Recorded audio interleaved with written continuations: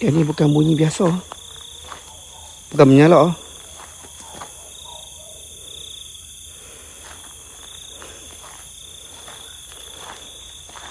Berangin tiba-tiba.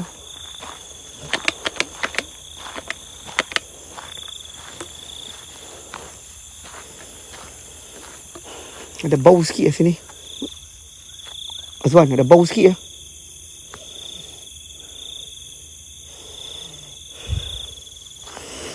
Taulah. Bukan lembu ke.